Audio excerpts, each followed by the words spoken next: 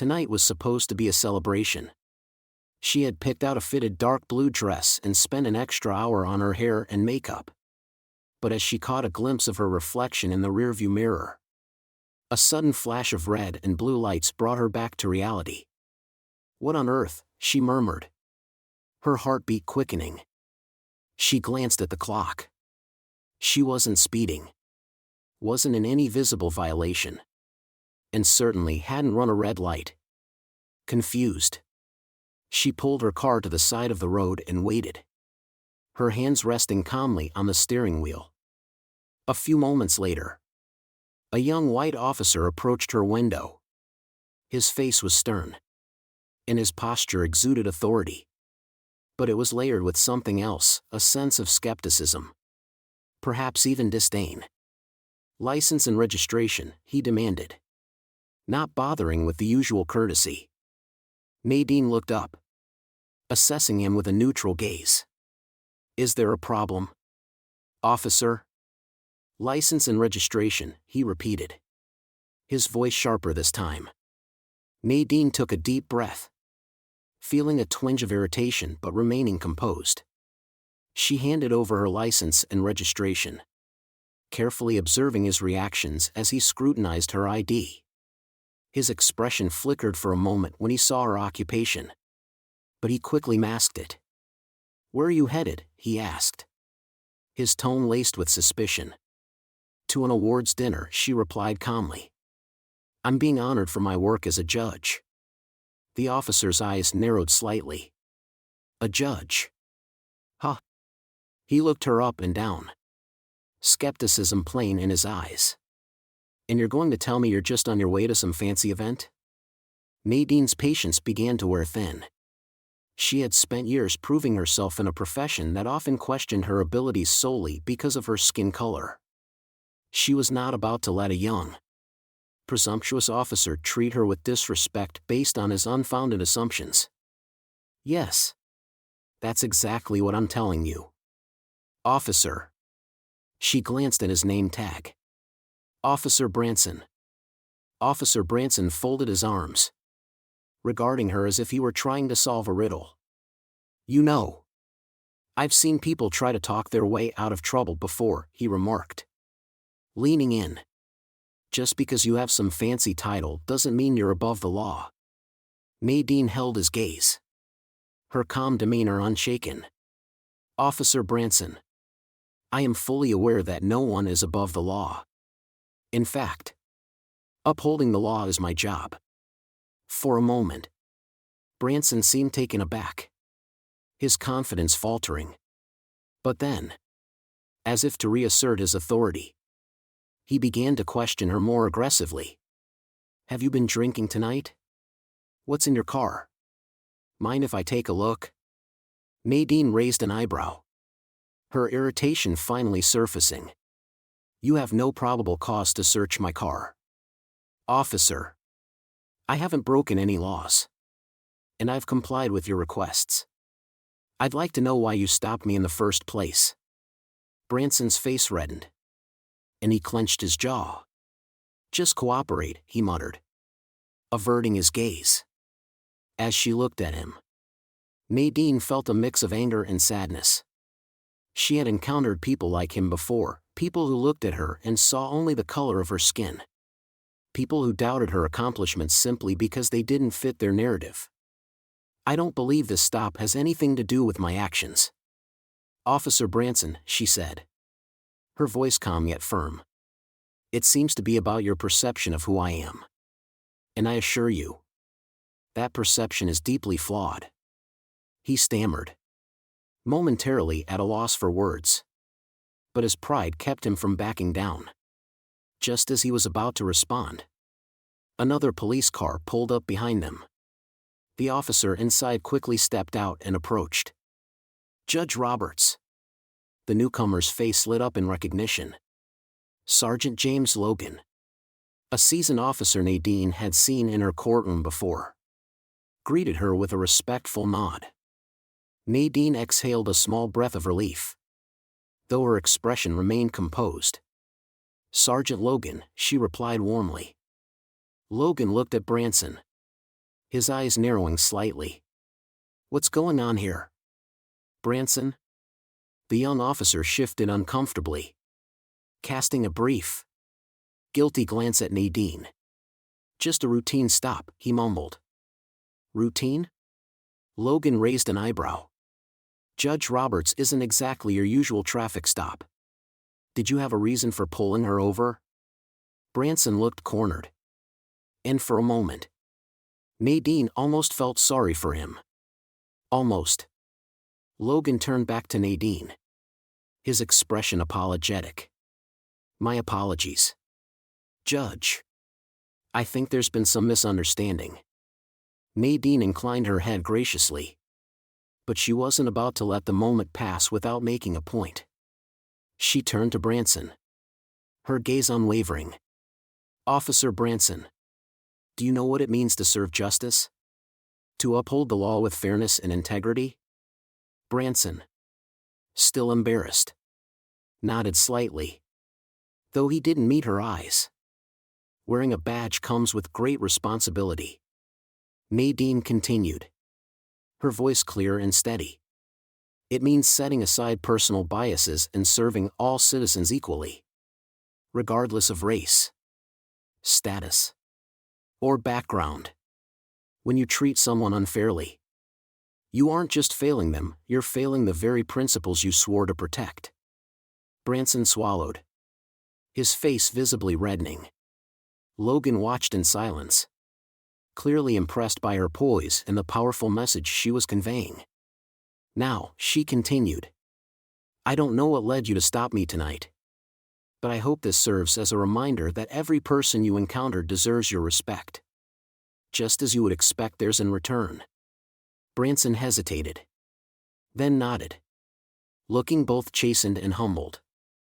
I apologize, Judge Roberts. I made a mistake." Nadine gave him a small, understanding nod. "I accept your apology, officer. But remember, mistakes can have consequences, especially when they stem from prejudice. Please reflect on this experience and consider how you can do better in the future." Branson nodded again, this time with genuine humility. Logan placed a reassuring hand on Nadine's shoulder, offering her an encouraging smile. "Judge Roberts, it was an honor to see you again. Though I'm sorry it was under these circumstances," he said. Nadine returned his smile, grateful for his support. "Thank you, Sergeant Logan. I appreciate your assistance." With that, she turned back to her car. And as she drove away, she felt a mixture of emotions, anger, sadness, but also a renewed sense of purpose. She knew that her journey as a Black woman in the justice system had never been, and would never be, an easy one. But moments like these reminded her why her work was so essential.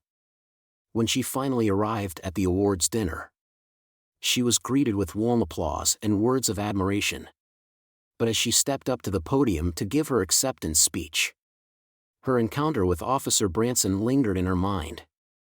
Looking out at the audience, Nadine took a deep breath. "Tonight," she began, "I was reminded of the challenges we still face in our fight for justice and equality. I was reminded that prejudice still exists in places we wish it didn't. But I was also reminded of the power of resilience, and the importance of standing up for what's right." The room fell silent as Nadine recounted her encounter with the young officer, choosing her words carefully to convey both the pain and the hope she felt. "Justice," she said, her voice unwavering, "is not just what happens in a courtroom. It's how we treat each other in everyday interactions. It's the courage to speak up when we witness injustice, and the willingness to hold each other accountable, even when it's uncomfortable." She paused, allowing her words to settle over the audience. "As a judge, I see every day how the law can change lives. But justice is about more than laws, it's about empathy, respect, and the recognition of our shared humanity." Her words resonated deeply with the crowd, many of whom were moved by the vulnerability and strength in her voice. In that moment, Nadine wasn't just a judge, she was a beacon of hope and a reminder of the work that still needed to be done. As she concluded her speech, the audience erupted into applause. Nadine felt a surge of pride and determination, knowing that her words had reached them. She had taken an experience of prejudice and transformed it into a message of unity and change. That night, Nadine Roberts left the awards dinner not only as a recipient of an honor but as a woman who had reminded everyone in the room of the true meaning of justice. In the days that followed, Officer Branson couldn't shake the memory of his encounter with Judge Roberts. Her words echoed in his mind, forcing him to confront his own biases and prejudices. Eventually, he enrolled in a training program designed to help officers recognize and overcome implicit bias. Nadine's influence lingered with him, serving as a reminder of the power of empathy and the true purpose of the badge he wore. And as for Nadine, she continued her work in the courtroom, knowing that every day was an opportunity to make a difference. Her encounter with Officer Branson had only strengthened her resolve to fight for justice, not only within the walls of her courtroom but in every corner of society. She knew the path would always be challenging, but she also knew that each small victory brought the world closer to the equality and fairness she had spent her life defending. The awards dinner had left Judge Nadine Roberts feeling both empowered and contemplative. The encounter with Officer Branson had ignited something within her, a desire to expand her influence beyond her courtroom, to tackle the very roots of prejudice that undermine justice in everyday interactions. A few days after the awards ceremony, Nadine was in her chambers reviewing cases when her assistant, Sarah, knocked softly and entered. She was holding a neatly bound document and had a cautious look in her eyes. "Judge Roberts, you may want to look at this," Sarah said, placing the document on her desk. Nadine glanced at the cover. It was a memo from the city police department, outlining a proposal for new police training programs on implicit bias, cultural sensitivity, and ethical policing. She read the summary with keen interest, recognizing the potential impact such training could have if done sincerely. As she scanned through the document, she noticed a name that surprised her: Officer Todd Branson. He had volunteered to be one of the officers to pilot the new training program, designed to encourage personal accountability and empathy in law enforcement. Nadine's heart softened. This was unexpected, but it was a step in the right direction. The officer she had confronted had taken her words to heart, enough to take action. Her influence had reached him, however unlikely that had seemed in the moment. Perhaps there was an opportunity here to build something even greater. Nadine's mind began to churn with ideas, and she knew what she had to do. She picked up the phone and called her friend and former law school colleague, Carla Mitchell, who worked as a community organizer focusing on police reform and justice. "Carla, it's Nadine. I have an idea I think you'll be interested in. A new initiative, Building Bridges." In the following weeks, Nadine and Carla worked together to organize a community program called Building Bridges. The initiative would bring together police officers and community members, especially those from underrepresented and marginalized backgrounds, for open dialogues and collaborative workshops. Their mission was to foster understanding, promote empathy, and create a forum where stories and experiences could be shared without judgment. Nadine reached out to the police department to see if any officers would be willing to participate in the pilot session. To her surprise, Officer Branson's name was at the top of the list of volunteers. The first session was set for a Tuesday evening in a local community center. Nadine felt a mixture of excitement and nervousness as she entered the room and saw the diverse group gathered there: police officers, young activists, local leaders, and community members, all seated in a circle. She spotted Officer Branson sitting a few seats away, looking slightly uncomfortable but determined. Nadine caught his eye and gave him a small nod of acknowledgement, which he returned with a tentative smile. As the session began, Nadine introduced herself, briefly recounting her experiences and explaining why she believed these dialogues were so crucial. Then, one by one, attendees shared their stories. Some spoke of their distrust of the police, recounting painful memories of profiling and discrimination. Others, including a few officers, talked about the challenges and dangers of their work, and the constant pressure to make split-second decisions. Finally, it was Branson's turn. He took a deep breath, glancing briefly at Nadine before he began. "I became a police officer because I wanted to help people," he said, his voice steady but thoughtful. "I wanted to be someone that the community could rely on. But I know I haven't always lived up to that ideal.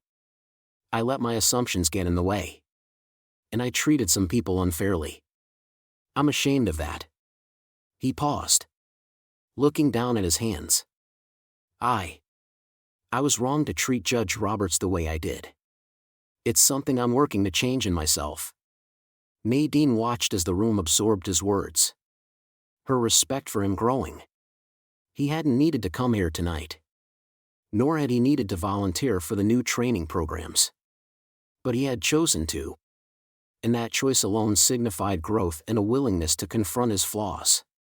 One of the young community activists, a college student named Malik, looked at Branson thoughtfully and raised his hand to speak.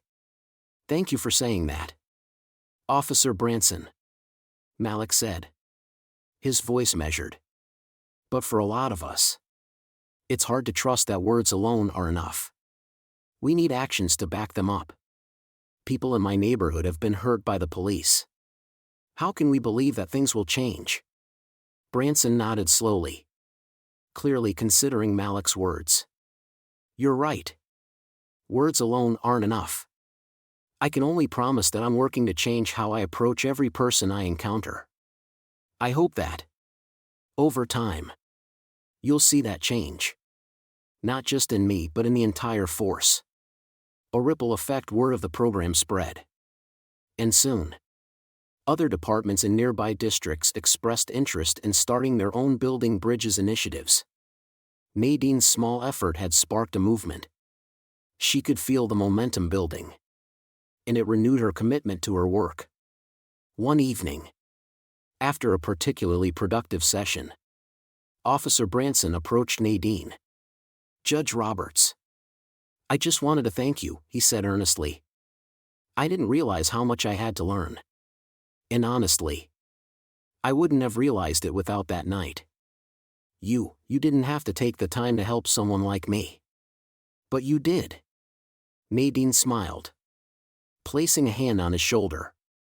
"Everyone deserves the chance to learn, Officer Branson. Even me. Justice isn't just about punishment, it's about growth and understanding. You've shown me that people can change when they're given the opportunity." Branson nodded, a thoughtful look on his face. "I hope I can live up to that." The courtroom revisited. Several months later, Nadine was presiding over a case involving a young man named Terrence, who had been arrested for a minor offense. As she read through the file, she noticed that Terrence had come from a rough background, with very few opportunities to rise above his circumstances. Nadine had seen this story many times, young people getting caught up in the system, often for things that could have been resolved with guidance rather than punishment. When the prosecution rested, Nadine saw an opportunity to speak directly to Terrence. "Mr. Carson," she began, "I understand that life has not always given you a fair chance. But I also believe that you have the ability to turn things around if you're willing to work for it." Terrence looked up at her, surprise flashing across his face. "I'm going to sentence you to probation, with the condition that you participate in a mentorship program and community service. There's a community initiative called Building Bridges that I think could be beneficial for you. You'll meet people who have been through struggles of their own, but who have chosen to move forward with integrity and purpose. She could see a glimmer of hope in Terrence's eyes. Nadine had given him not just a sentence, but a second chance, a legacy of justice. Over the next few years, Building Bridges continued to grow, with community leaders, activists, and police officers working together to make the city a more inclusive, understanding place. The program extended its reach to schools, youth centers, and other neighborhoods that had felt the sting of injustice for too long. Nadine knew that change would not come overnight, but each small success strengthened her belief in the power of empathy and unity. She remained steadfast in her role as both a judge and a community advocate, constantly working to bridge the gap between the law and the people it served. As for Officer Branson, he became a key figure in the community, a reminder that transformation was possible for anyone willing to face their biases and work toward understanding. He often spoke at Building Bridges sessions, sharing his journey and encouraging other officers to take up the same challenge. In the end, Nadine's encounter with Branson had been more than just a single incident. It had been the spark for a movement that would outlast them both, a movement dedicated to dismantling prejudice, fostering respect, and building bridges where once there had been only walls. And as Nadine continued her work, she knew that her legacy would be one of justice, compassion, and an unbreakable commitment to the betterment of society. She had found her purpose not only in upholding the law but in transforming it, creating a future where everyone had the chance to be seen, heard, and valued. The success of Building Bridges spread like wildfire, capturing the attention of nearby cities and even state officials. Judge Nadine Roberts found herself speaking at events, conferences, and police academies about the initiative, its successes, and the profound changes it was fostering in communities. It was inspiring, but she also knew that the real work was still ahead. Progress, as she had learned, required not just momentum but resilience. One crisp autumn morning, as Nadine prepared for a busy day in court, she received an unexpected call. It was Carla Mitchell, her longtime friend and co-founder of Building Bridges. "Nadine, there's something you need to know." Carla's voice was solemn. "There was an incident last night involving Malik and Officer Branson." Nadine felt a jolt in her chest. Malik had been one of the most passionate voices at Building Bridges. His experiences with police discrimination had made him cautious and sometimes outspoken. But he was a dedicated young leader, always focused on positive change. And Officer Branson, well, she thought he had come a long way since their first tense encounter. She knew he'd been working hard to change, but perhaps old habits were harder to shed than she had imagined. "What happened?" Nadine asked, her voice calm but tense. "There was a protest last night, and things got a bit heated. Malik was there, and Branson was on duty. Apparently, Malik was caught in the middle of some confusion and was detained. Despite not doing anything wrong, he was released. But he's furious. Nadine, he feels betrayed," Carla explained. Nadine felt a pang of disappointment. She had seen Branson's growth firsthand and knew he was sincere in his desire to change. But the reality of policing was complicated, and change was never straightforward. She knew she had to address this head-on confrontation and reflection. That evening, Nadine arranged a private meeting at the community center, inviting both Malik and Officer Branson. As they arrived, each looked wary and defensive, though for different reasons. Malik crossed his arms, his posture tense. "I don't see why we're here. Judge Roberts.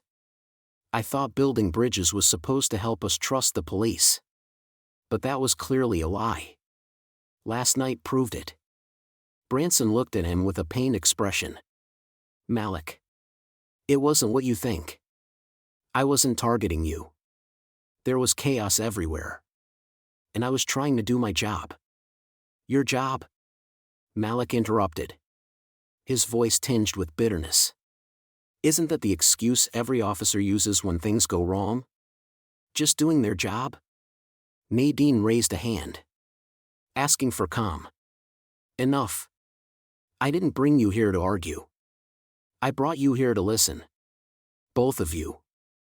They fell silent, though the tension was palpable. Nadine looked at Malik first. Malik. I understand how you feel. I know you've worked hard to trust this program and the people involved in it. And I don't take that lightly. But it's also important to remember that real change is messy. It's full of setbacks and misunderstandings. Turning to Branson, she continued.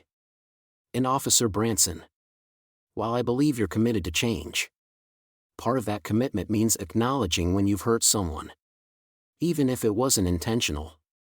It's not about defending your actions, it's about understanding the impact they had. Branson swallowed.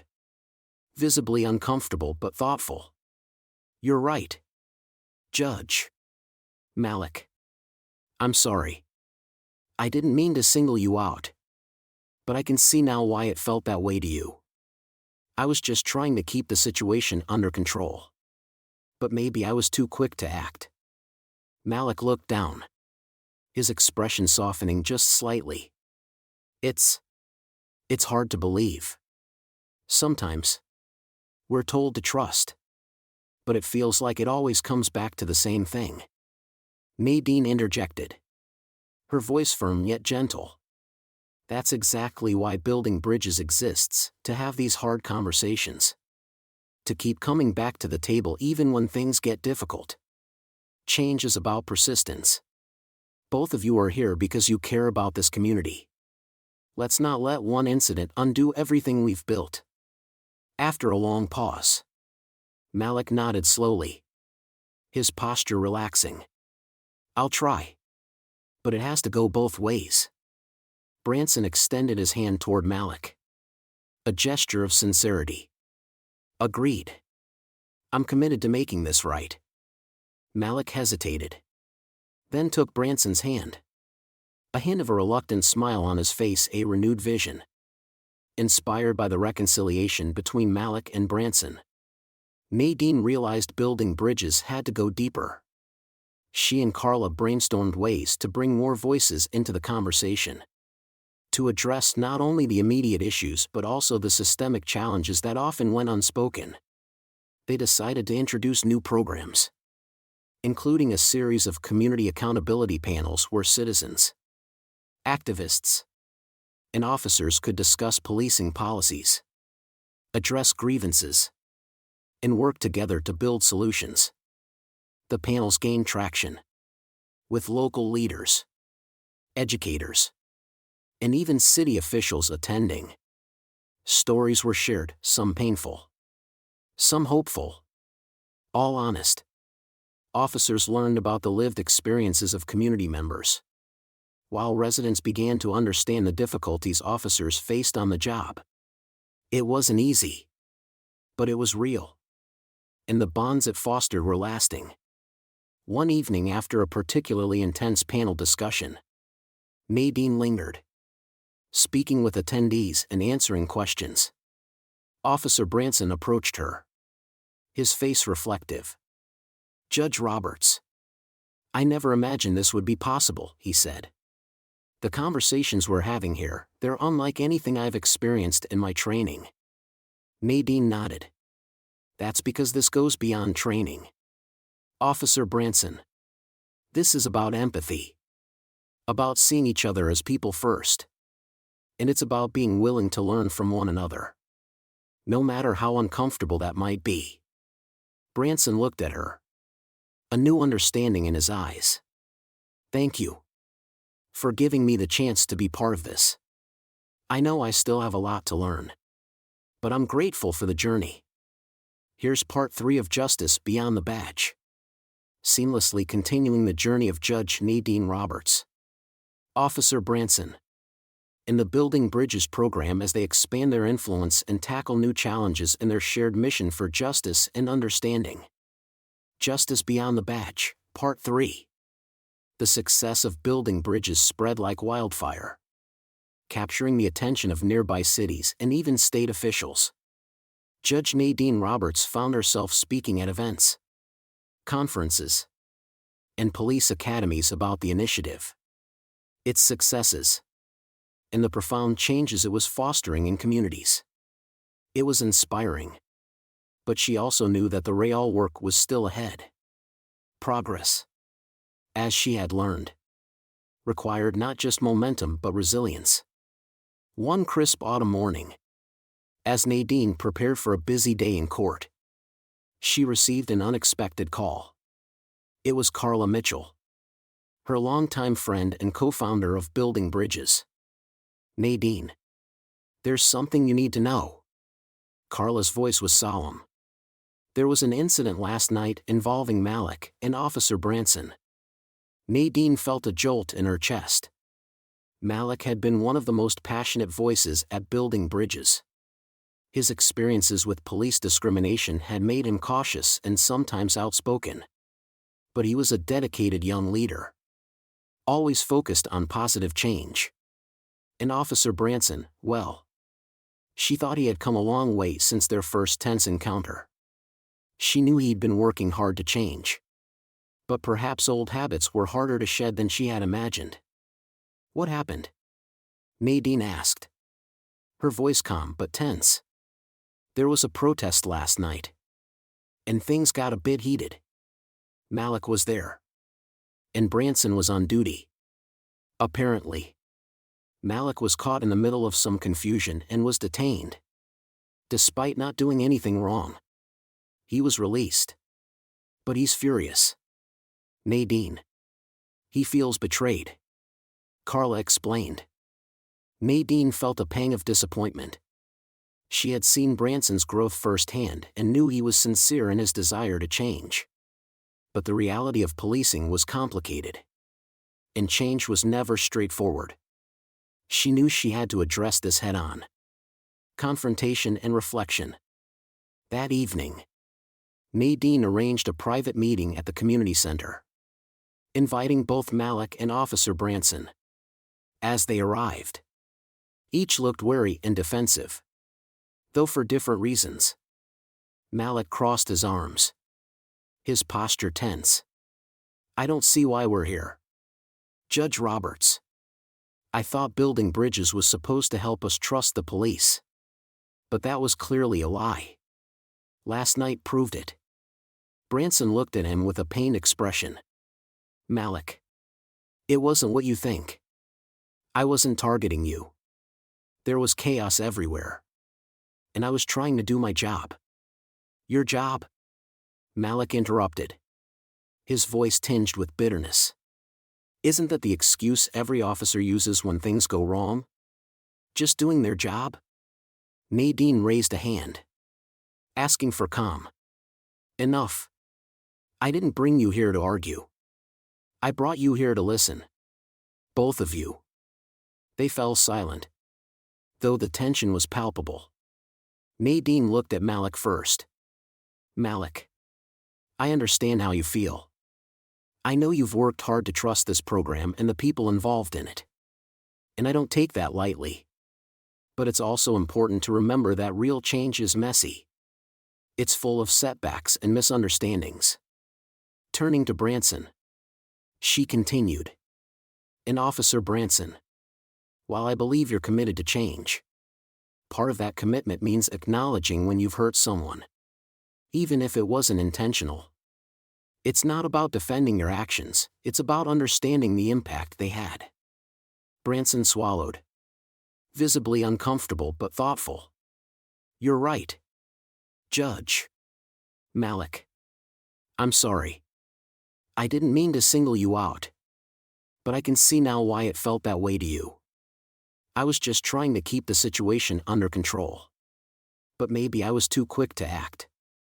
Malik looked down, his expression softening just slightly.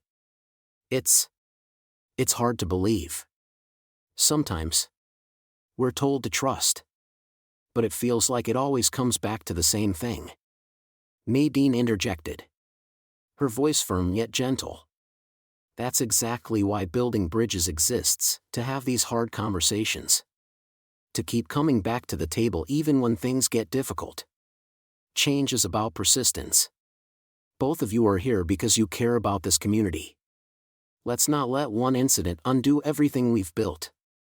After a long pause, Malik nodded slowly, his posture relaxing. I'll try. But it has to go both ways.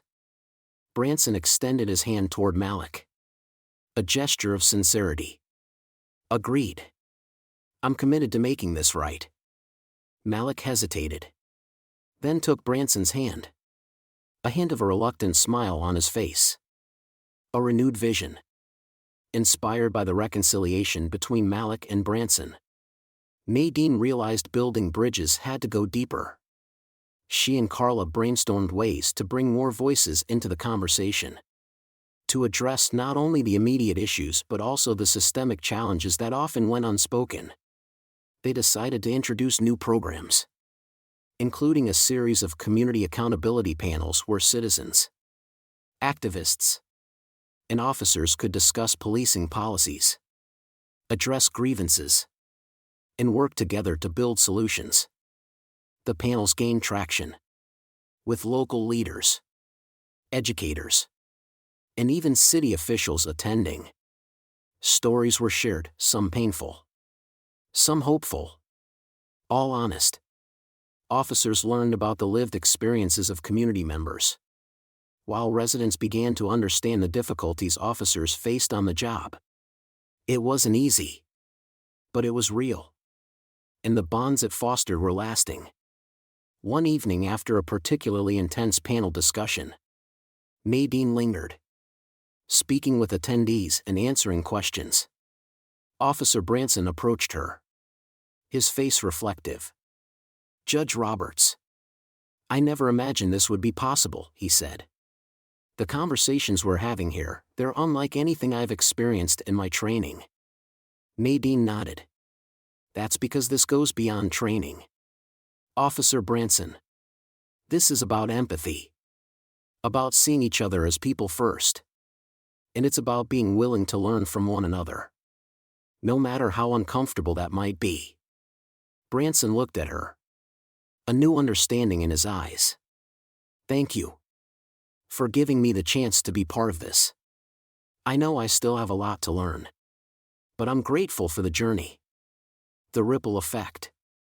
Months turned into years. And the impact of building bridges began to ripple outward, reaching other cities and states. Nadine's work was celebrated. And she was invited to speak at events, conferences, and even in Washington, D.C., to discuss the potential for national adoption of the initiative. But for Nadine, the real victories weren't the awards or the recognition. They were the small moments, the smiles exchanged between officers and community members who once viewed each other with suspicion. The young people like Malik who felt empowered to advocate for change. And the officers like Branson who had transformed from skeptics into allies. One day, after a community panel, a young girl approached Nadine with wide, hopeful eyes. Judge Roberts, she said shyly. I want to be a judge just like you when I grow up.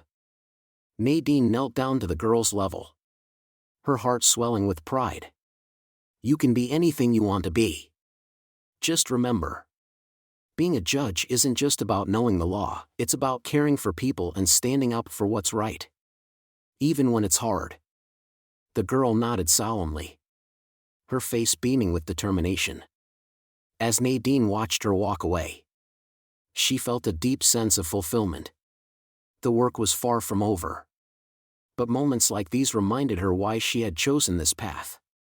Every small step forward, every life touched, was a step toward the world she envisioned, one where justice and compassion went hand in hand. Legacy and continuation. Years later, as Nadine approached retirement, building bridges had become a cornerstone of the community. The program had expanded nationwide, serving as a model for other cities facing similar divides. Nadine was preparing to pass the torch, knowing that the work she'd started would continue to grow and evolve. At her retirement ceremony, she looked out at the crowd and saw familiar faces: Carla, Malik, Officer Branson, and countless others who had been part of the journey. She felt a sense of peace, knowing that each of them carried a piece of building bridges within them, a spark of hope and commitment to justice. In her final speech, Nadine reflected on her journey.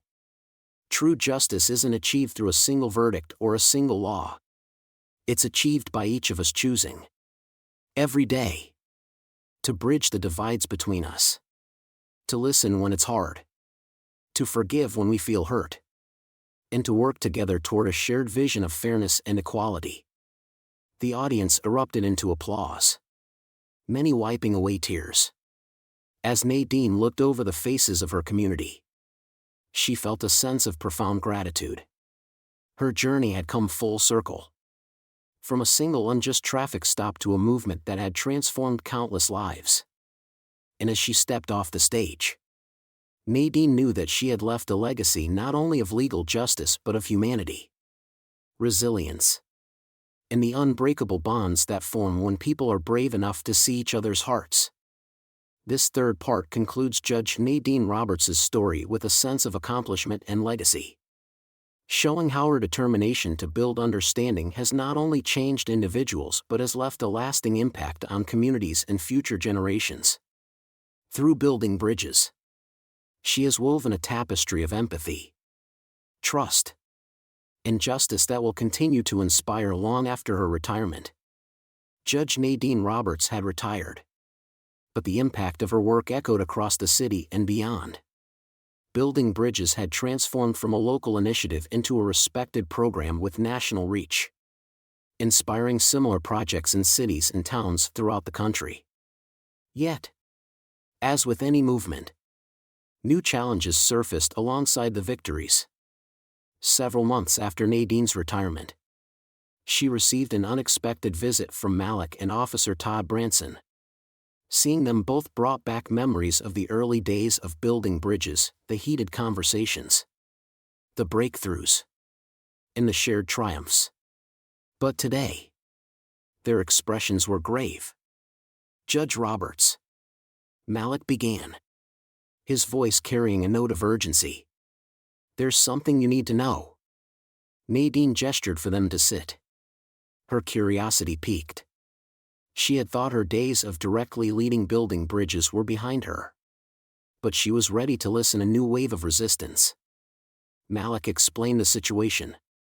Recently, building bridges had encountered unexpected resistance from certain local leaders who questioned the program's value and its impact on law enforcement. Some argued that the program was too soft on community members and didn't prioritize the safety of officers, while others claimed it wasn't addressing the needs of marginalized neighborhoods effectively. "There's talk of cutting the funding," Malik said, frustration evident in his tone. "They don't understand the impact we've made. Without the program, we risk going back to where we started." Officer Branson nodded in agreement. "I thought we'd come so far, Judge Roberts. But some of my colleagues still don't see the value. They think that connecting with the community compromises their authority. It's like they've forgotten everything building bridges stands for." Nadine listened carefully, her heart heavy. She had always known that change was fragile, and that resistance was inevitable. But she wasn't about to let her legacy crumble without a fight. "Malik, Officer Branson," she began, her voice steady with resolve. "We've faced challenges before, and we'll face them again. But this is a test of everything we've worked for. People will always resist change, especially when it challenges long-standing beliefs. What matters is how we respond." Malik nodded slowly, his face softening. "So, what do we do?" Nadine smiled, a familiar fire rekindling in her eyes. We remind them why building bridges exists. It's time to show them. Again. The power of understanding. Over the next few weeks, Nadine, Malik, and Officer Branson organized a series of public events to highlight the program's successes and foster dialogue with both supporters and skeptics. They invited community members, activists, police officers, and local leaders to share their experiences. At the first event, held in a local park, Nadine took the stage, her familiar presence commanding attention. Though she was no longer an active judge, her words carried the same weight they always had. Building bridges was never just a program she began, her voice ringing with conviction. It's a promise to ourselves, to our communities, and to future generations. A promise that justice can be more than just laws and policies. Justice must be lived, experienced, and protected by each one of us. She paused, scanning the crowd.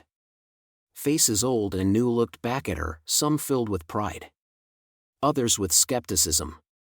Malik and Branson stood nearby, silently urging her on. When we started building bridges, we didn't expect it to be easy. We knew there would be moments of conflict and doubt. But we also knew that these are the moments that reveal who we are, as individuals and as a community. Nadine stepped back, signaling Malik to come forward. He shared his personal journey with the program, how he had once seen the police as adversaries, only to find common ground through the honest dialogues that building bridges had facilitated.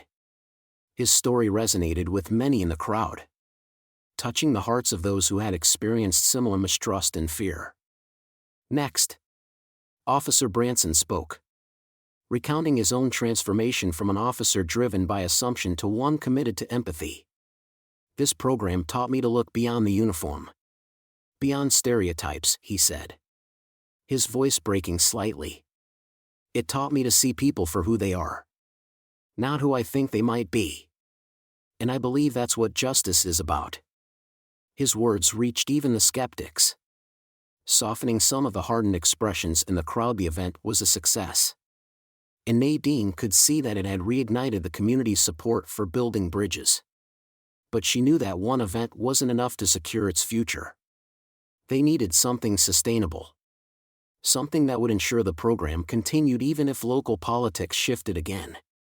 With Malik and Branson's help, Nadine approached a coalition of local businesses, educational institutions, and nonprofit organizations, proposing a partnership to fund building bridges independently.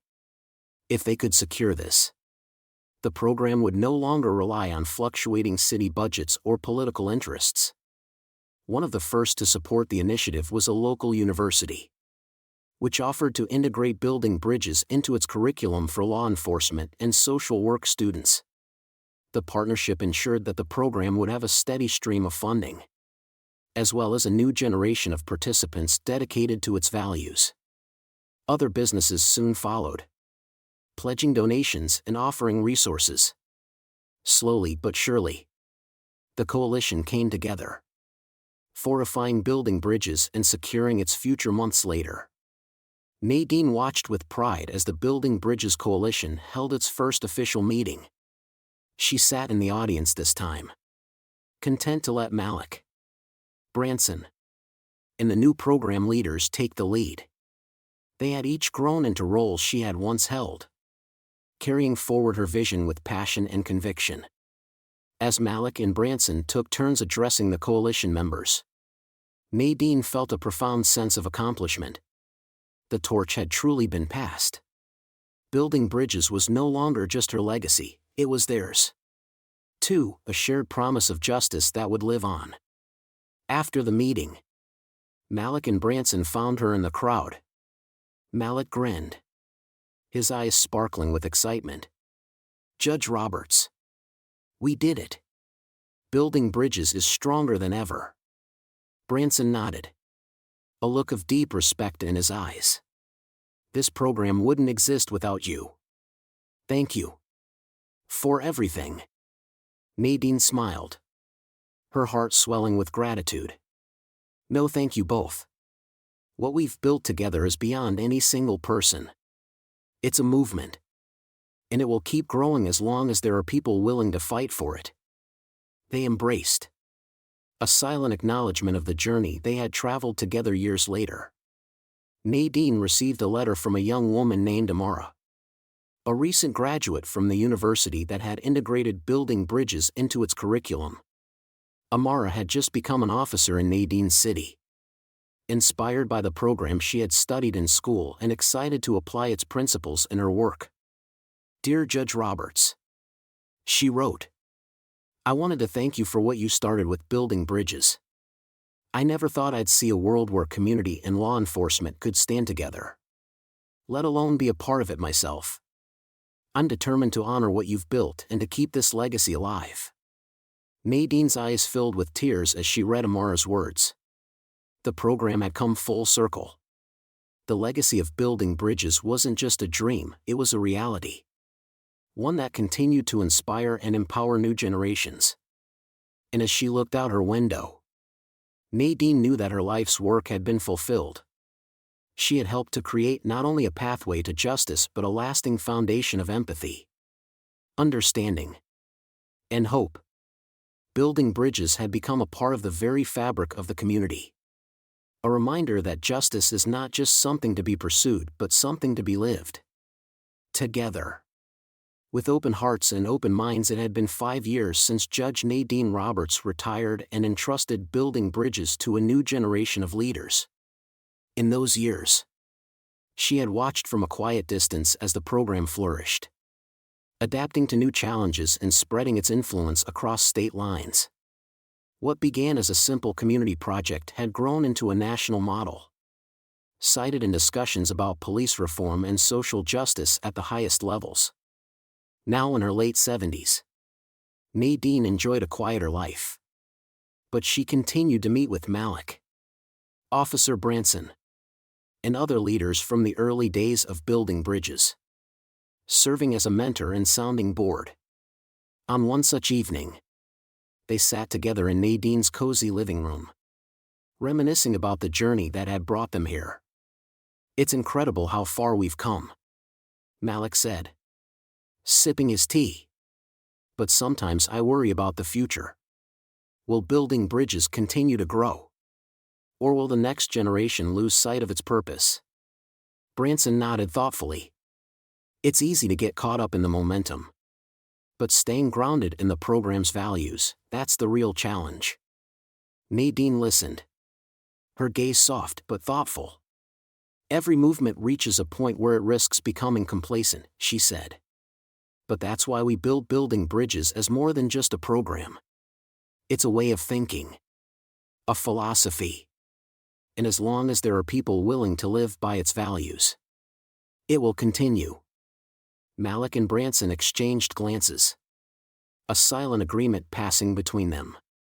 Nadine's words resonated, reminding them that their work wasn't just about maintaining a program but about nurturing a culture of empathy and accountability. A month later, Nadine was invited to speak at an event hosted by the university that had been one of Building Bridges' earliest supporters. The university had established an annual Justice in Action Symposium, inspired by Nadine's life and the success of building bridges. It brought together students, community members, law enforcement officers, and policymakers to discuss issues of social justice and reform. As Nadine stepped onto the stage, she looked out at the audience and saw many young faces looking back at her with admiration and curiosity. These were students and young professionals, eager to make a difference but facing new and complex challenges in a world that had changed significantly. Good evening, she began, her voice steady and warm. Today, I stand before you not just as a retired judge, but as a witness to the power of compassion, resilience, and the courage to confront our biases. She paused, letting her words sink in. Building bridges was born from a need to connect two sides that had forgotten how to see each other as people. In my years as a judge, I learned that justice is not just about following the law, it's about understanding the lives behind every case. Every uniform. Every story. And this understanding is what makes true justice possible. She went on to share stories from the early days of building bridges, recounting the moments of tension, the breakthroughs, and the deep bonds that had been formed. But she was careful to remind them that the path forward would require just as much courage as those early days.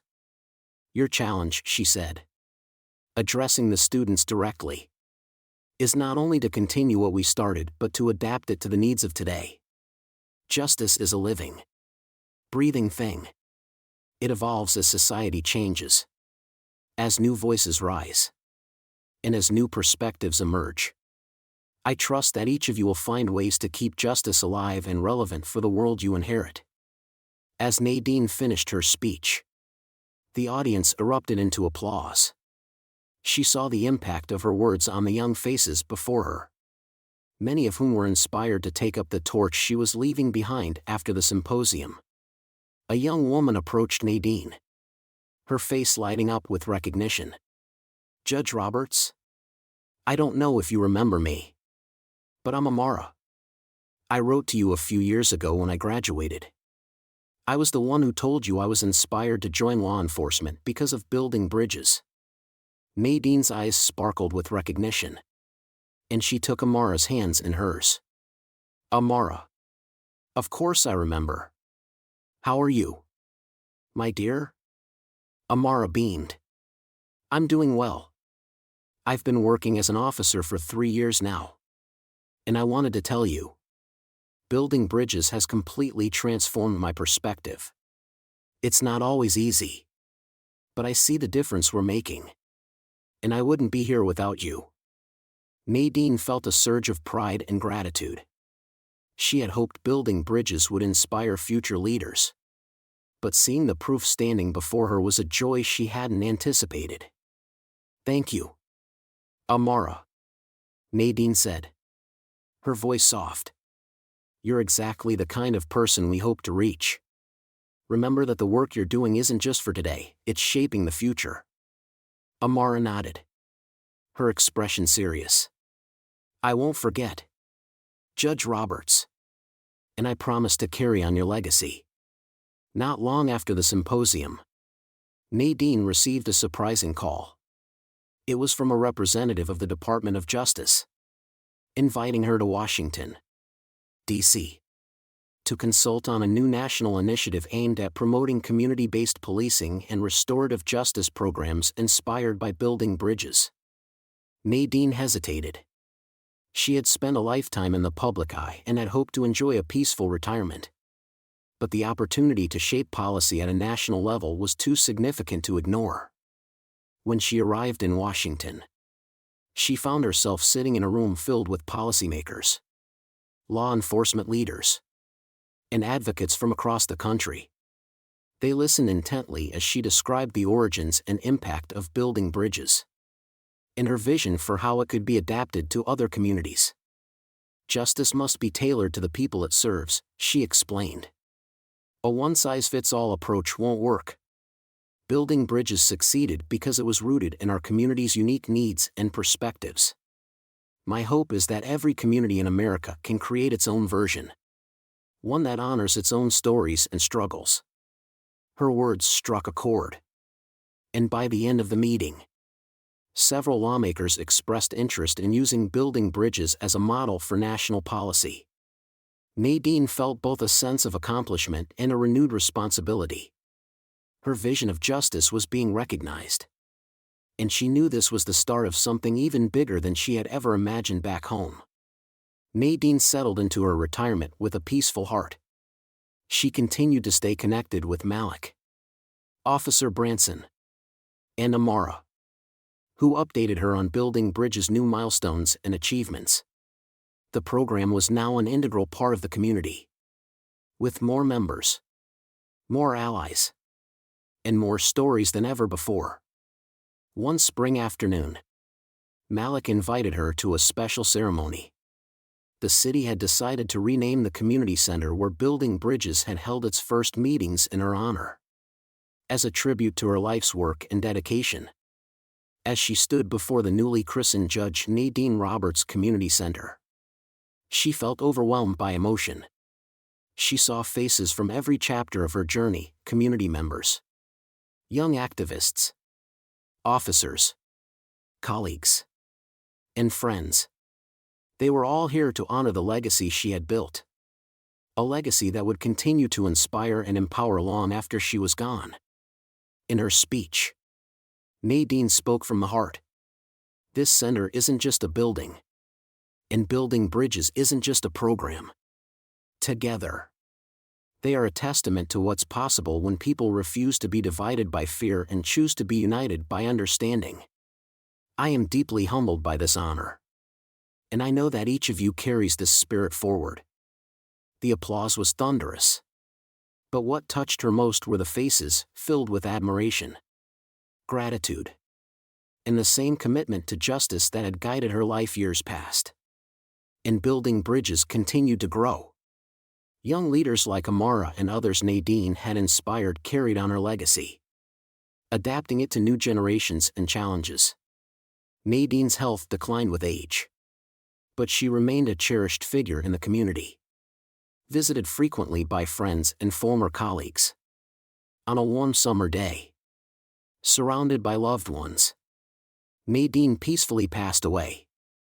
She left behind a world that was better for her having been in it, a world where justice, empathy, and understanding had been given new life through her dedication.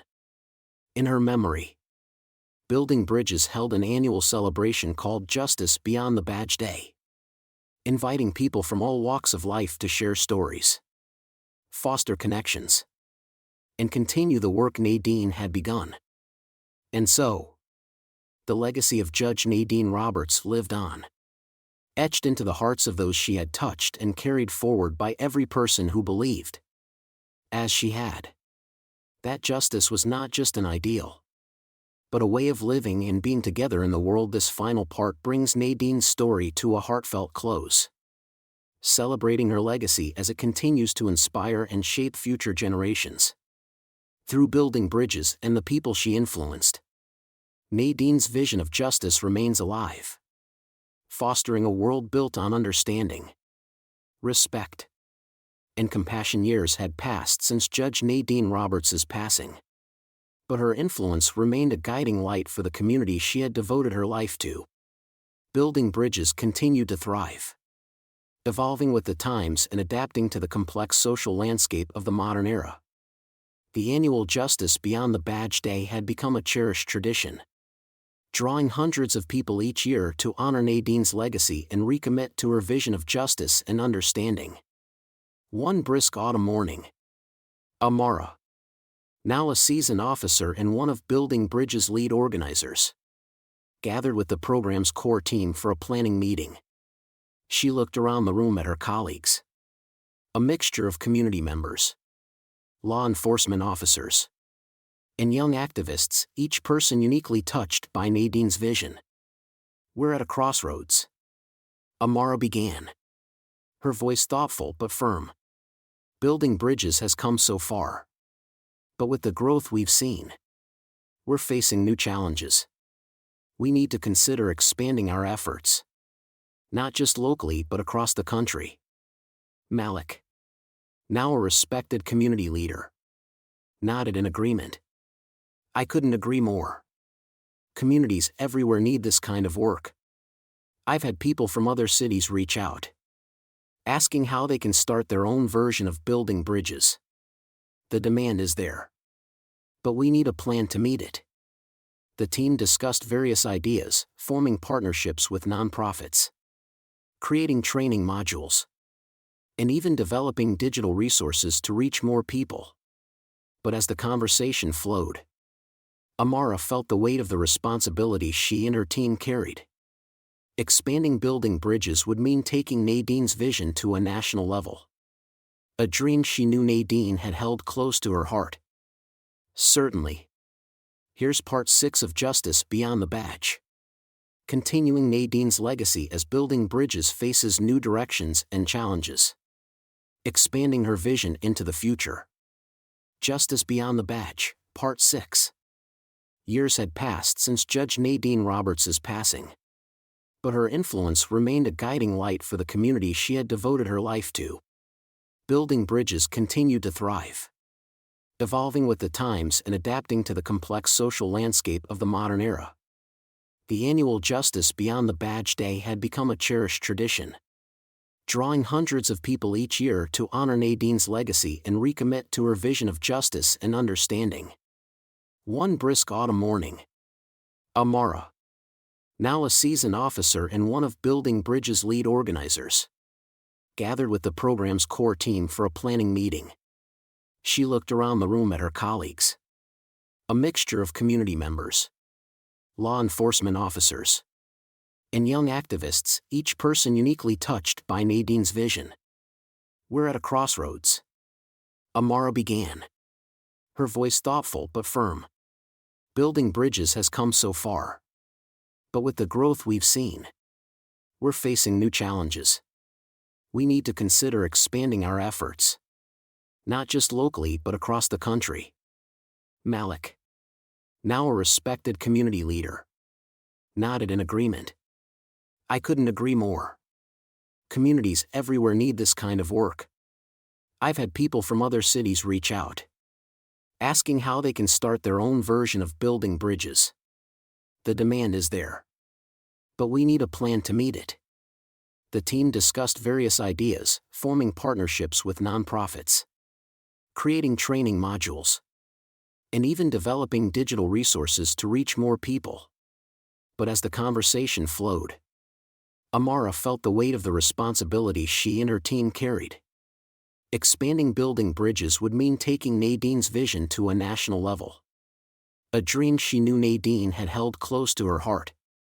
A new national platform, determined to honor Nadine's legacy.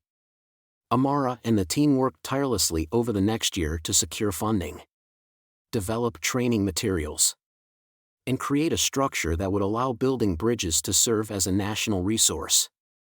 They partnered with universities and law enforcement agencies across the country, forming a coalition that spanned state lines.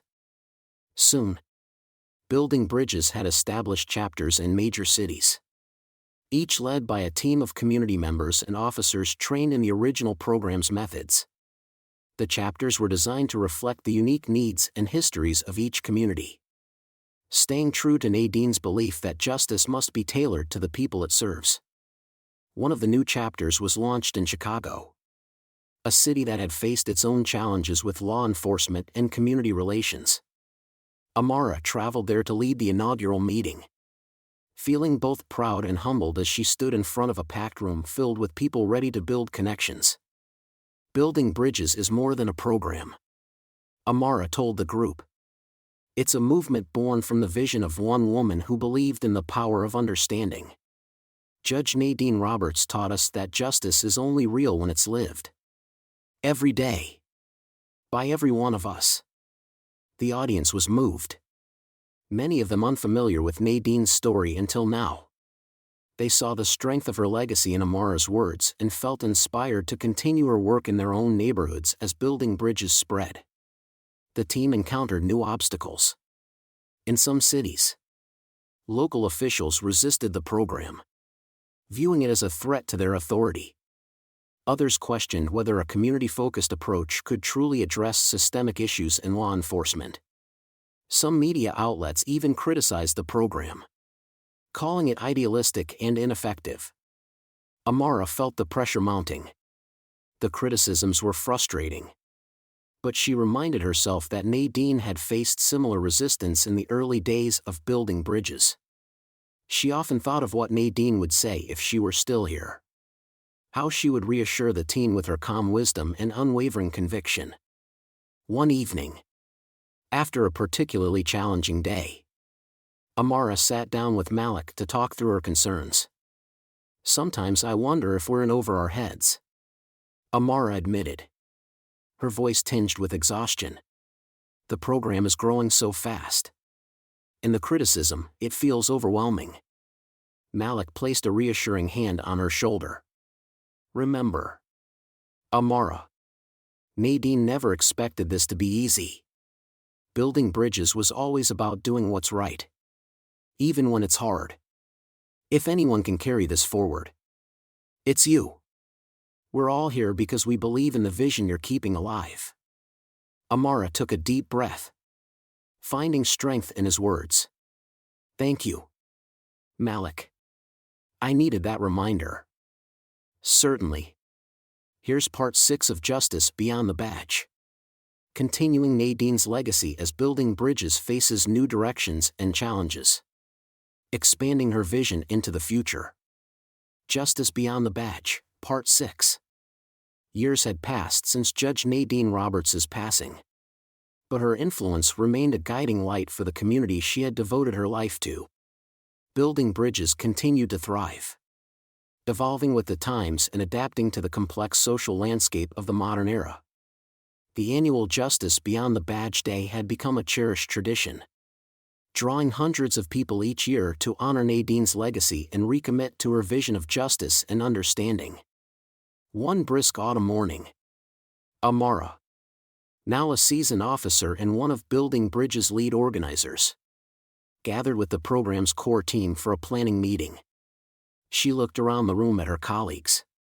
A mixture of community members, law enforcement officers, and young activists, each person uniquely touched by Nadine's vision. We're at a crossroads, Amara began, her voice thoughtful but firm. Building Bridges has come so far. But with the growth we've seen, we're facing new challenges. We need to consider expanding our efforts, not just locally but across the country. Malik, now a respected community leader, nodded in agreement. I couldn't agree more. Communities everywhere need this kind of work. I've had people from other cities reach out, asking how they can start their own version of Building Bridges. The demand is there, but we need a plan to meet it.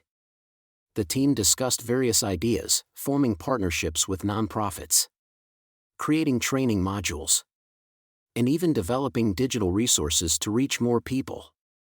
But as the conversation flowed, Amara felt the weight of the responsibility she and her team carried. Expanding Building Bridges would mean taking Nadine's vision to a national level.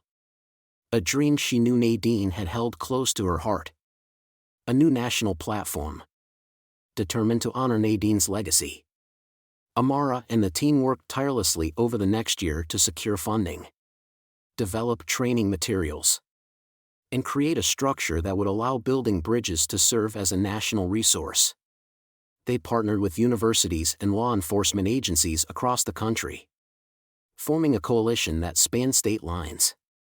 Soon, Building Bridges had established chapters in major cities, each led by a team of community members and officers trained in the original program's methods. The chapters were designed to reflect the unique needs and histories of each community, staying true to Nadine's belief that justice must be tailored to the people it serves. One of the new chapters was launched in Chicago, a city that had faced its own challenges with law enforcement and community relations.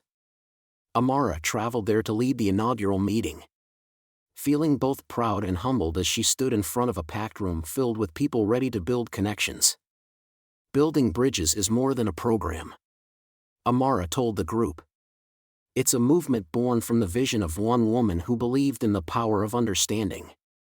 Judge Nadine Roberts taught us that justice is only real when it's lived, every day, by every one of us.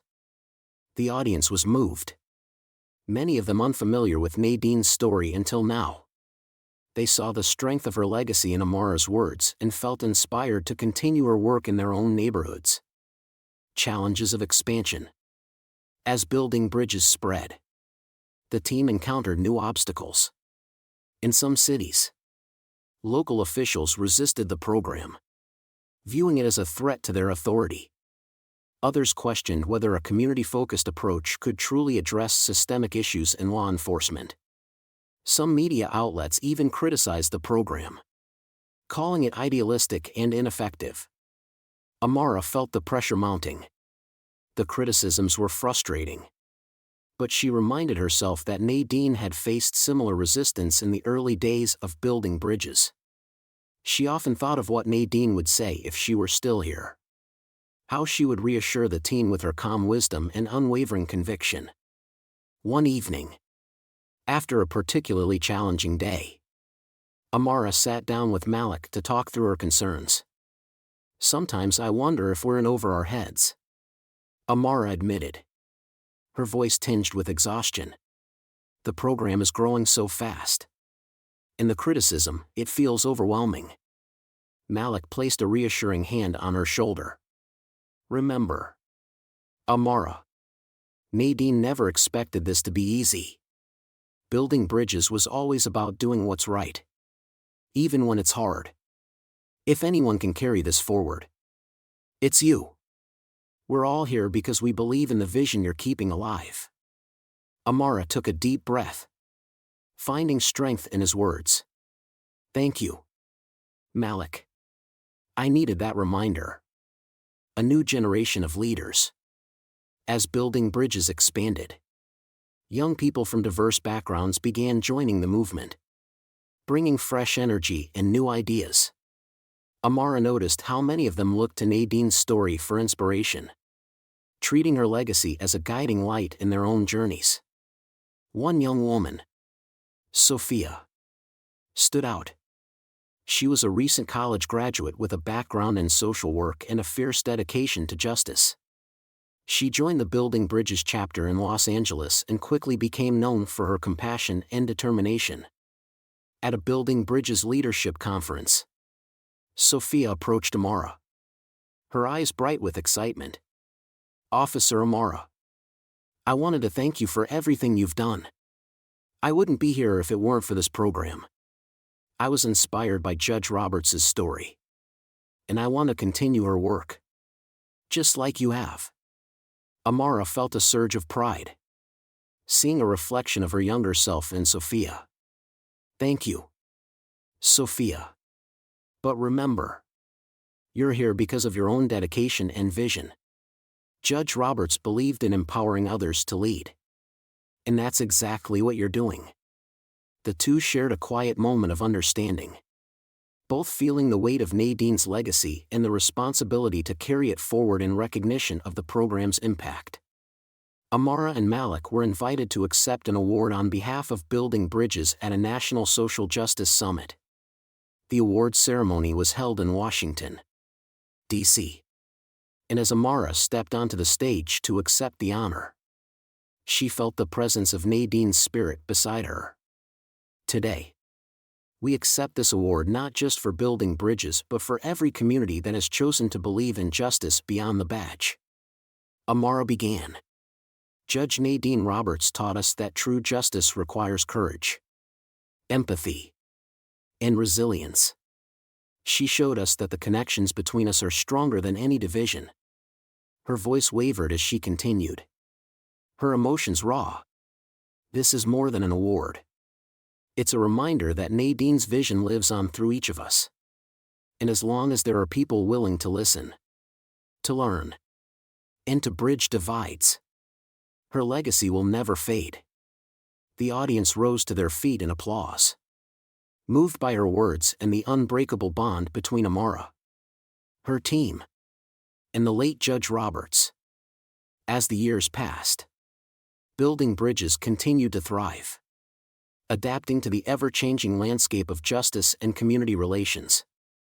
Sophia, now a leader in her own right, became the face of the program's expansion efforts, bringing her passion and insight to cities across the nation. Under her leadership, Building Bridges developed new initiatives focused on restorative justice, mental health support for officers and civilians, and conflict resolution. Amara continued to mentor young leaders, guiding them with the same compassion Nadine had shown her. She knew that Building Bridges was in good hands, led by people who believed in Nadine's vision as deeply as she had. On the 10th anniversary of Nadine's passing, the community held a memorial event at the Judge Nadine Roberts Community Center. People from all walks of life gathered to honor her memory and to celebrate the enduring legacy of building bridges. Sophia, now the head of Building Bridges, took the stage to deliver the closing speech. Her voice was filled with both pride and gratitude as she spoke. Judge Roberts showed us that justice isn't just about what happens in courtrooms or police stations. It's about how we treat each other every day. How we listen. How we forgive. And how we come together to create something better. She looked out at the crowd, her voice steady with determination. Building bridges will continue to grow and evolve, just as Judge Roberts intended. Her spirit lives on in each of us, in every community we touch, and in every person willing to carry the torch forward. As the crowd applauded, Amara felt tears of pride welling in her eyes. Nadine's vision had become a movement that would outlast them all, a legacy woven into the fabric of society, carried forward by people who believed in justice, empathy, and the power of connection. And so, Building Bridges continued, a beacon of hope and unity, honoring Nadine's memory by bringing people together. One conversation, one act of kindness, and one bridge at a time. Years had passed, and Building Bridges had become more than just a movement, it was an institution. It had grown to impact not just communities across the United States but internationally, inspiring similar programs in cities around the world. The organization now had its own headquarters, a bustling building in the heart of the city, dedicated to the values of justice and empathy that Judge Nadine Roberts had championed. Amara, Malik, and Sophia had taken the helm, with each person bringing their own strengths and insights to the work. Together, they formed the core of Building Bridges leadership, united by a shared vision and a deep commitment to honoring Nadine's legacy. But even with their accomplishments, they knew that their work was far from over. One autumn afternoon, Amara called an urgent meeting with Malik, Sophia, and the rest of the Building Bridges leadership team. She had received an invitation from the United Nations to present Building Bridges at an international summit on justice and social harmony. The invitation was both an honor and an opportunity, one that signaled a new chapter for the organization. As they gathered around the conference table, Amara shared the news, her excitement tempered by a sense of responsibility. "This is an incredible opportunity for us to share Nadine's vision with the world," she began. "The summit will bring together leaders, activists, and policymakers from across the globe. Building Bridges has the chance to serve as a model for justice programs worldwide." Malik nodded, a look of pride on his face. "It's hard to believe how far we've come. Nadine would have been so proud to see this." Sophia, however, looked thoughtful. "While this is a big step forward, it also means we'll be facing even more scrutiny. We've always dealt with critics, but expanding to the global stage will bring new challenges. We'll have to prove that Building Bridges can be effective in diverse cultural contexts."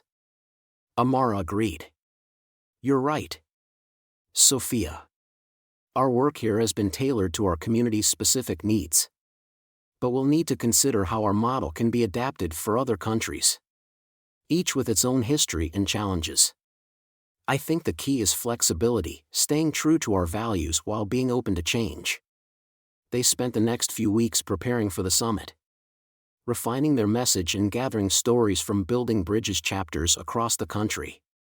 Each story spoke to the program's impact, from officers who had transformed their approach to policing, to community members who had found healing and trust through open dialogue. These stories would become the heart of their presentation, illustrating the power of empathy and connection. The United Nations Summit was held in Geneva, and as Amara, Malik, and Sophia took their seats among delegates from every corner of the world, they felt the weight of Nadine's legacy on their shoulders. It was a momentous occasion, and they knew that what they shared here could influence global conversations on justice and reconciliation. When it was time for their presentation, Amara stepped onto the stage, her gaze steady as she addressed the crowd. Building Bridges began as a community initiative. Born from the vision of a remarkable woman named Judge Nadine Roberts, she began. Her voice filled with reverence. She believed that justice was more than laws, it was about understanding, compassion, and the courage to confront our own biases. She shared the story of Nadine's first encounter with Officer Branson, recounting how that one interaction had sparked a movement. Then she spoke about Malik's journey, Officer Branson's transformation, and how building bridges had changed countless lives by fostering a sense of mutual respect. Sophia followed, explaining the program's core principles and how they had been applied in different cities, each adapting to the unique needs of its community. She highlighted how building bridges was not a one-size-fits-all approach, but rather a framework that could be molded to fit the cultural and social contexts of various regions. Malik concluded with a powerful message. What building bridges has taught us is that change begins with a single conversation, a willingness to listen and understand. If we want to achieve justice, we have to start by seeing each other's humanity. The audience was captivated, many nodding in agreement. As they finished, the room erupted into applause, and several delegates approached them afterward, expressing interest in bringing the model to their own countries in the weeks following the summit. Building Bridges received requests from international cities and governments, eager to implement similar programs. However, with this global interest came new challenges, especially from those who resisted the idea of community-driven justice. In one instance, a prominent politician in a European city criticized building bridges, claiming that it would weaken law enforcement and pander to criminals. The media picked up on his remarks, sparking a public debate over the program's methods and goals. Critics argued that community-based initiatives would never be able to address the complexities of crime and justice effectively. Back in the United States, Amara and the team held a meeting to address the backlash. Malik voiced his frustration. It's the same story, over and over. People misunderstand what we're trying to do. We're not here to weaken justice but to strengthen it by building trust. Sophia spoke up, her tone measured. We knew that expanding to the global stage would bring resistance. But Nadine faced resistance too, and she never let it stop her. We have to stay true to our mission, no matter the criticism. Amara nodded. We'll focus on the stories, the lives we've changed, the trust we've built. People can argue about methods, but they can't deny the impact. They decided to launch a new public outreach campaign called Justice in Action, sharing testimonials, data, and case studies from Building Bridges chapters.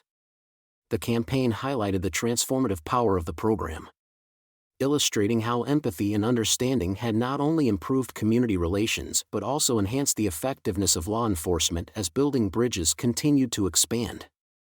Amara and her team saw a new generation of young leaders stepping up, inspired by Nadine's vision. These young people, many of whom had grown up attending Building Bridges events, were passionate about justice and eager to bring change to their own communities. One of these new leaders was Carlos, a college student who had attended the Building Bridges chapter in Los Angeles. He had experienced hardship firsthand, having grown up in a neighborhood deeply affected by gang violence and police mistrust. But through Building Bridges, he had found a path to understanding and advocacy. Carlos became a vocal advocate for the program, organizing events at his university and even traveling to nearby cities to share his story. At a national conference, he spoke passionately about the impact Building Bridges had on his life, moving many in the audience to tears. I used to think justice was something that happened to other people, he said. But Building Bridges taught me that justice is something we can create together. It's in the conversations we have, the empathy we show, and the courage we find to see beyond our differences. His words echoed Nadine's teachings, And as he spoke, Amara felt a renewed sense of hope. Carlos was proof that Nadine's legacy would continue to inspire new leaders, each carrying forward her vision in their own way. Epilogue: The living legacy of building bridges. Decades later, building bridges had become a global institution, woven into the fabric of communities around the world. The program had adapted to fit different cultures, evolving to address the unique challenges of each society.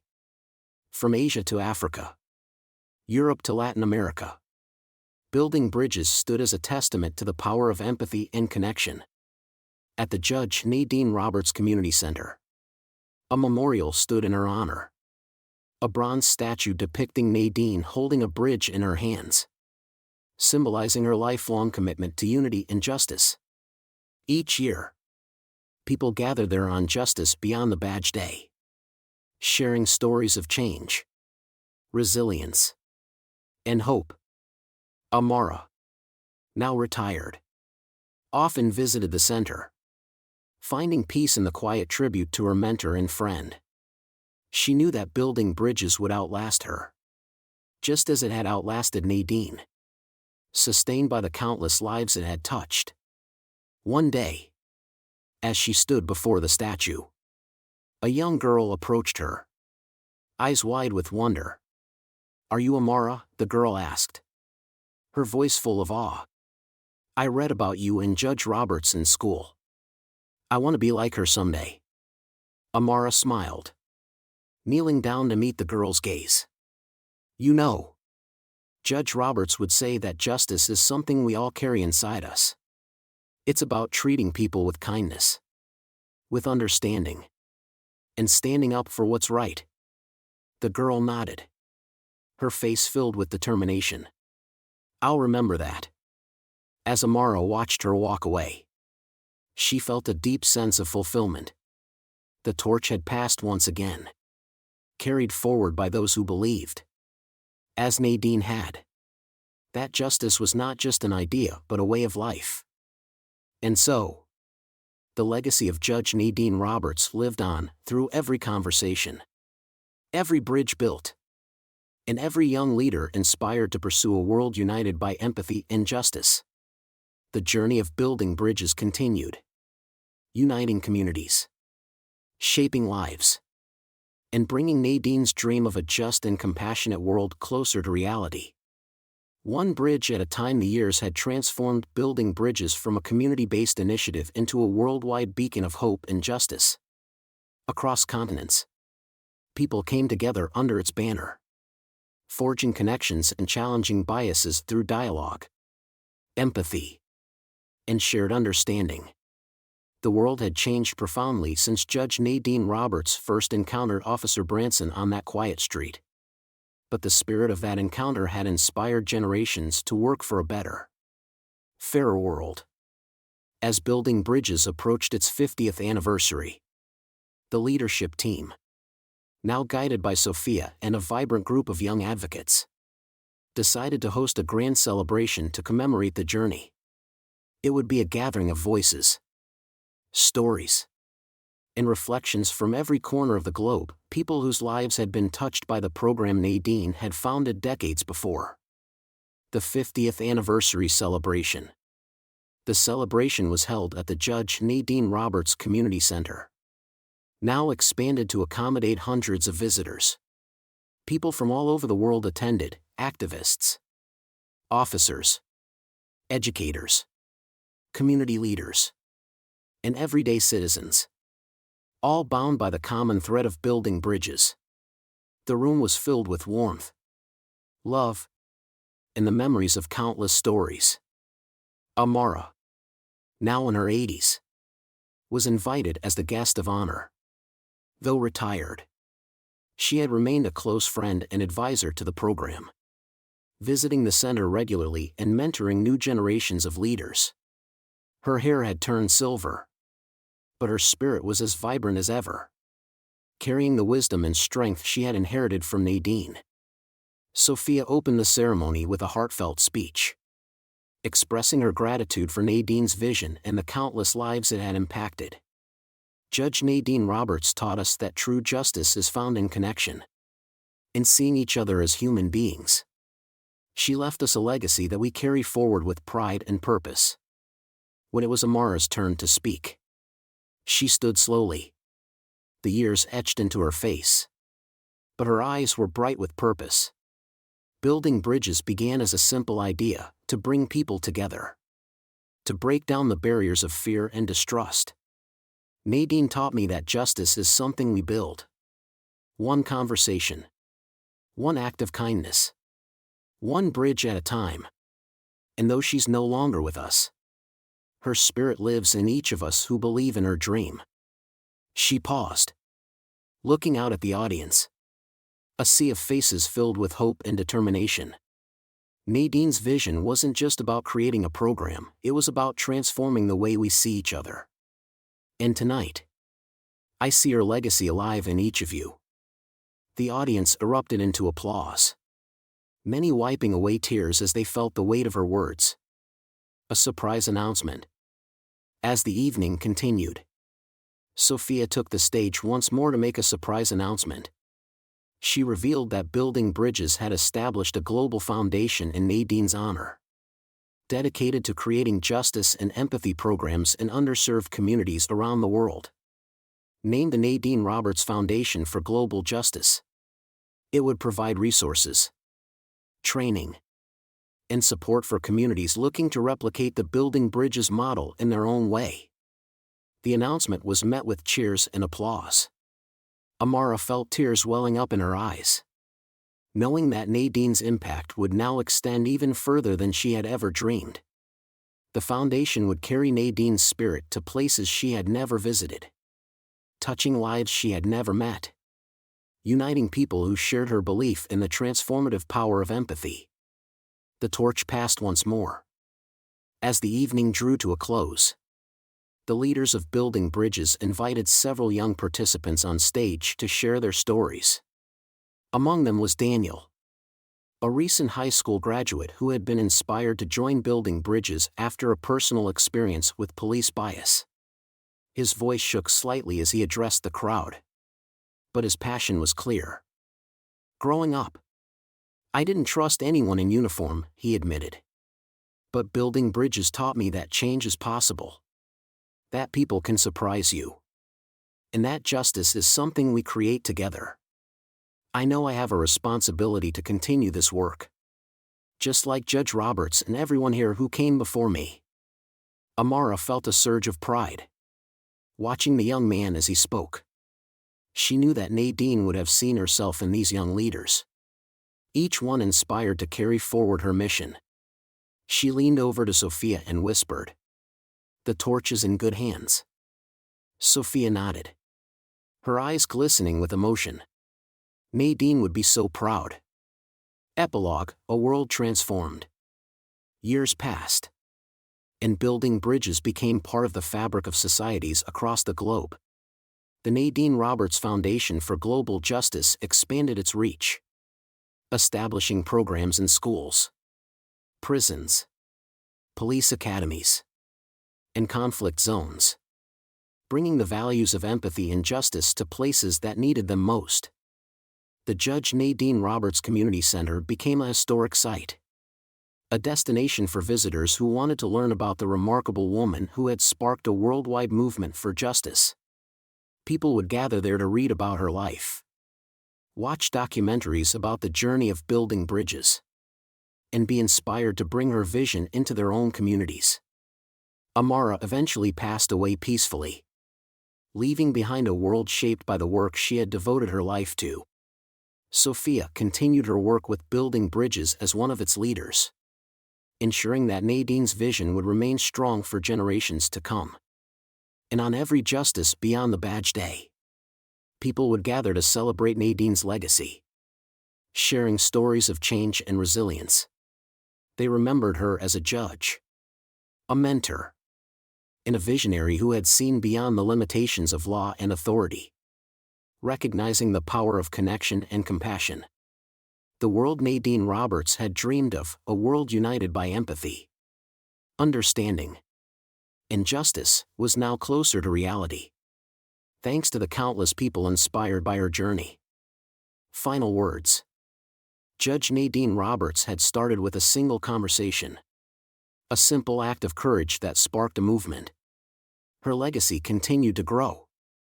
Not just as a memory but as a living force for change. Carried forward by every heart she had touched and every person who believed in her vision. In the end, Nadine's story was more than just the tale of a judge and a movement. It was a reminder of the power each of us holds to make a difference. To see each other as equals. And to build bridges where once there were walls. Her legacy would live on. Not just in the programs and institutions she had inspired, but in the lives of every person who continued to believe, as she had, that justice was not just an idea, it was a way of life. And so, building bridges endured, spanning generations and connecting people across all divides. A testament to the unbreakable legacy of a woman who dared to dream of a just and compassionate world.